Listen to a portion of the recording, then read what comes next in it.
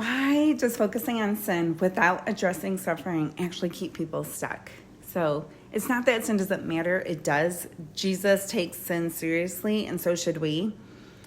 But when we stop at sin, we only tell half the story. We tell the story that God forgives, but not the fuller story that God also heals and transforms us, that he's shaping us more and more into the image of Christ. So we may be able to say, I'm forgiven, but can and will we also say, I'm being healed. I'm different today than I was last year in these specific ways. So when the focus is only on sin, we rightly name what someone did wrong. We have to do that. But we often do so without tending to the heartache and the context in which that sin was formed. And not doing it as an excuse, but for the fuller healing and deeper transformation. Because when I believe differently, I live differently. And often what we call sin is also tied to a survival strategy, a coping mechanism that we learned through pain, neglect, or harm.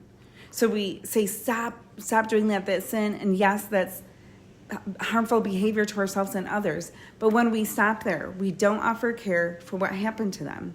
And we don't tend to the wounds beneath the behavior. We don't explore the belief systems driving the sinful behavior. So people may push through and modify behavior. They may comply. They may look changed on the outside.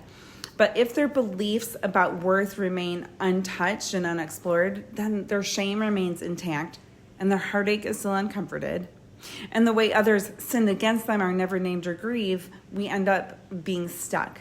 Because underneath it all is just the question of, if my pain doesn't matter, do I matter? So transformation doesn't come from forgiveness alone. It comes when forgiveness is joined with care, truth, comfort, and the healing work of God. So the gospel doesn't just call us to stop sinning.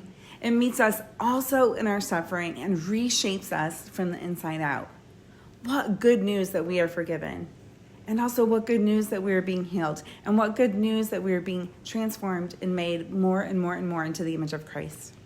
My name is Vicki Diemert. I am the Healing Narrative Coach, and I talk about faith, wounds, and trauma-informed healing. So follow for conversations about a gospel that forgives and transforms.